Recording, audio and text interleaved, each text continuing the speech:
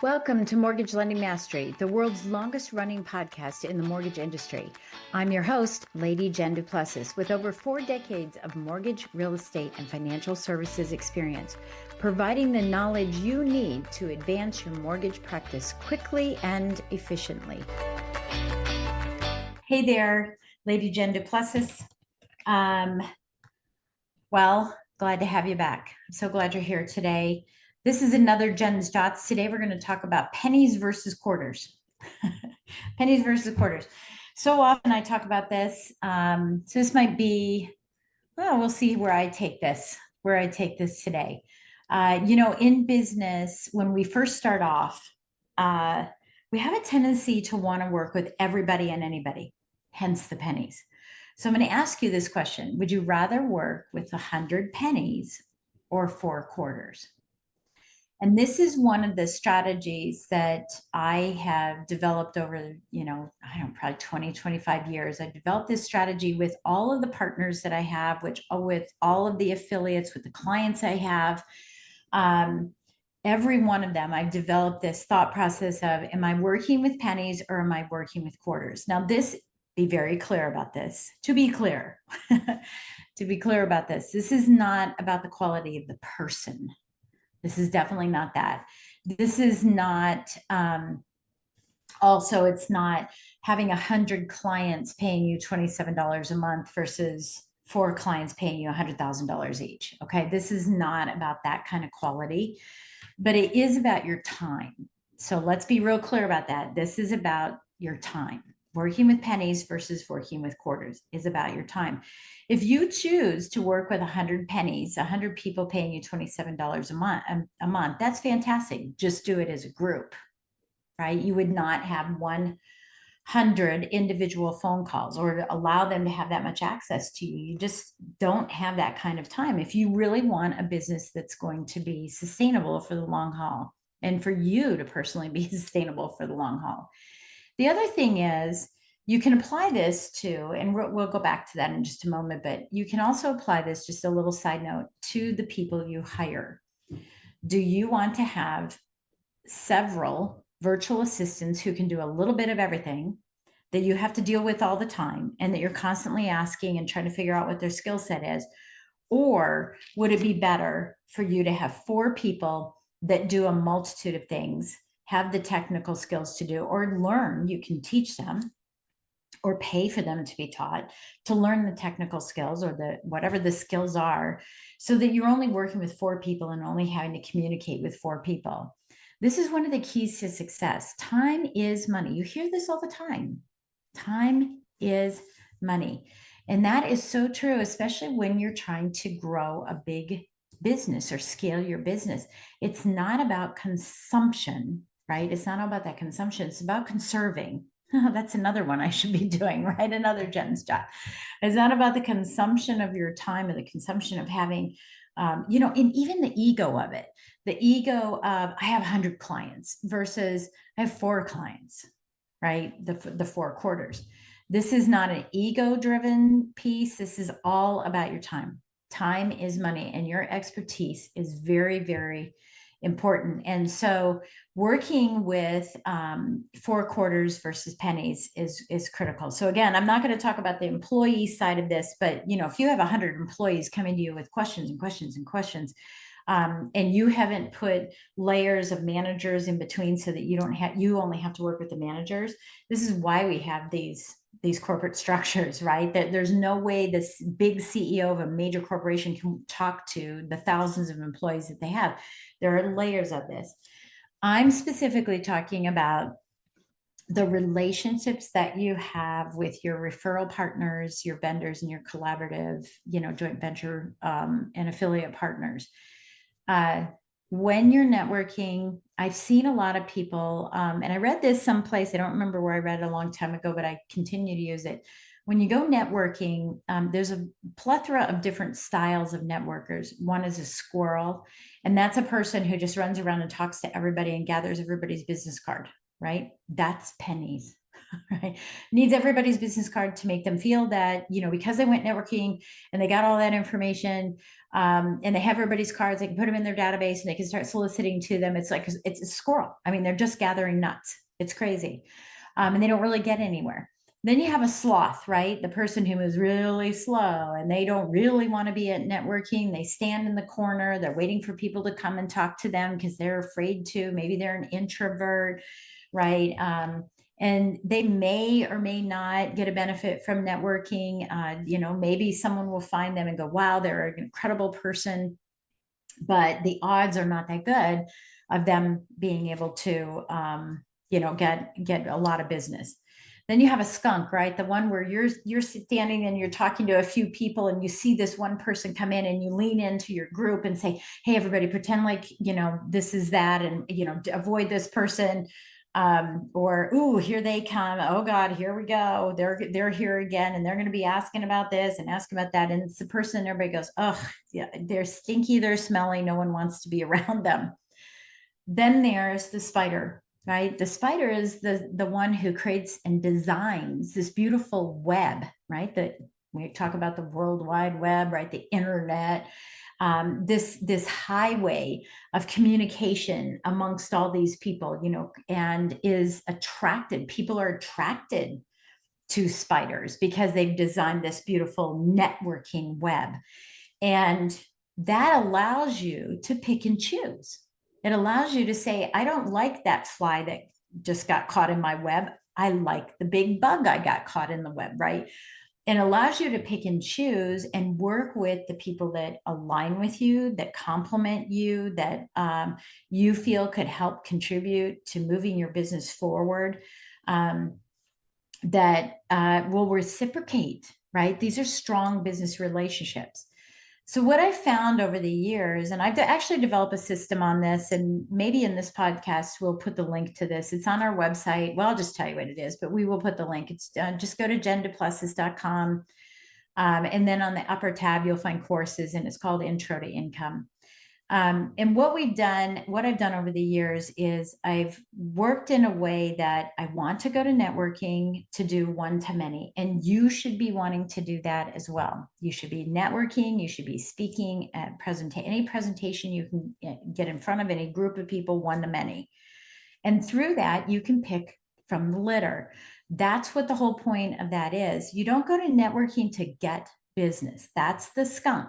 Give me business, give me business, give me your business card. That's a squirrel, right? You go to networking to identify potential partners and maybe identify potential clients. If all you're doing is going there for clients, you have a 50-50 shot. Either they're going to work with you or they're not.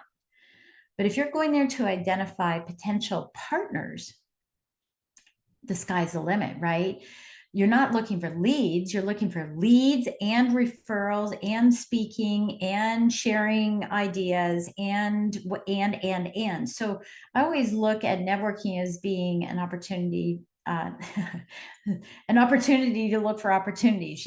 That's where I'm going to network. I'm looking for opportunities, which include leads, which include speaking, which include collaborative events together, right? It includes all of that. But if you're one-sided and you just want to simply go and get leads, right? That's all you're there to do, then you're going to be that squirrel or that skunk, and you're not going to get the results that you want. So building this beautiful web and designing it so that you can attract the people that will align with you and the people you want to work with, you're going to have a higher percentage of loyalty. You're going to have deeper, stronger relationships as opposed to the peripherals, right? They always say, go deeper, not wider. Why don't we go deeper? So many people don't go deeper. They definitely go wider. I need more leads, need more people in my database, need more people in, I need more. And yes, to a certain extent, that is good. But trimming it down, there's also a saying, less is more. There's a reason why. So I encourage you, instead of working all these ridiculous hours, going to every networking event, collecting all the cards, asking people for business constantly, hey, do you want to work with me? Hey, I want to sell you on this, pitching people constantly. And even after the networking, when you've identified someone who might be a potential partner, meeting them and pitching them, again, 50-50, they're either going to work with you or they're not. Why not explore opportunities that each of you could get a multitude of clients, multitude of opportunities to get you more clients down the road. To do that, that is much more effective than the latter, which is working with everybody and anybody and accumulating. Now, I have a colleague who mails 1 million emails a month, and that's a lot. I mean, he's got a huge, huge, huge database. He does 1 million emails maybe a week. He sends out 1 million. He's got tons of people in his database, and maybe he feels proud about that. Maybe, well, he does, because he's told me I send 1 million emails, and yes, he does very, very well. But if you look at the percentages, there's a lot of fallout. There's a lot of fall through. There's a lot of people that unsubscribe, and he has to constantly be bringing people in. He doesn't go deep. Now he does. I shouldn't say that. He goes deep with 1 million people. I think I could have, from the external, I could say he's probably deep with 20 people, if that, out of 1 million. What I'm suggesting for you is that you're deep with 12 people, 15 people out of whatever your number is. That conversion is so much higher. My practice, my previous business, right? Not my business now, but when I was in financial services in the mortgage business, all of my business was done with 12 people.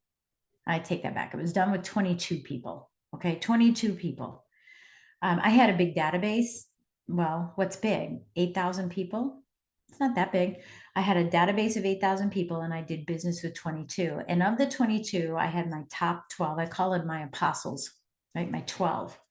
How would your business change if you got one quality referral? And I call quality meaning that it has an 85% conversion rate, right? Because they're saying, hey, not here's a bunch of people to call, but here's the person you need to call. Quality referral that you have an 85% chance of converting. What if you got one referral from each one of those 12 people every month? That's 12 referrals a month. Quality referrals you're going to close business with. Now multiply that times 12. That's 144 quality referrals a year. Let's say you converted 100 of them, 100 of those 144. How would that change your business? How would that change your business? This is working with quarters and not pennies. It's too much work. We have infinite time. We have infinite energy. I'm sorry, we have finite time. We have finite energy. And working with those thousands and thousands of pennies is not going to move the needle on your business. It's not going to help you multiply your results in record time. But going deeper with a handful that are the right partners. And again, if you go to jenduplessis.com and look for our course Intro to Income, you can find details about it, about how you actually do all that, because it's, it's an 8-week course. So there's a lot to talk about. But I want to just point out here, as a business owner, this is from the grapevine, right? You're going to harvest a few relationships. This happens in winemaking too. You see these barrels, if you're watching here, you see these barrels in this barrel room. Some of those barrels are not going to be good. I promise you. We've had plenty of situations where the barrels have just gone bad, right? But we can only put a certain amount of barrels in a barrel room. You can only plant a certain amount of vines, and some of the vines will be good and some of them won't be. But if you just constantly buy more land and plant more vines and more land and plant more vines, pretty soon you're not paying attention to any of the vines. And they all start going bad and you don't get the results that you need. So think about this. Who are people in your life that are acting like pennies, that are pennies, that don't contribute much? And who are those that are the quarters in your life and in your business? Who are the quarters? Maybe they're dimes right now and you can elevate them to a quarter. Maybe you need to have a process in how you can discern where you should be spending your time. Maybe you should be spending your time more with them than with the people that are the flurry of activity and the noise and the need, and they're taking up all your time, right? And you think, wow, it's a false sense of security, versus those who you don't hear from very often, but when you do, it's in the bag, right? Makes sense? So Take time to figure that out. Write down a list of all the people that you're actively working with. Lean into those relationships, develop stronger, deeper relationships for both sides so that you both get more opportunities. I'll catch you on the next episode. Hope this is helpful. Thank you for joining Mortgage Lending Mastery. If you found value in today's conversation and would like to get support, simply go to supportfromjen.com. That's supportfromjen.com, or reach out to me on social media. Keep watching and listening for more insider secrets, stories, strategies, and ideas to help you become a master in your business.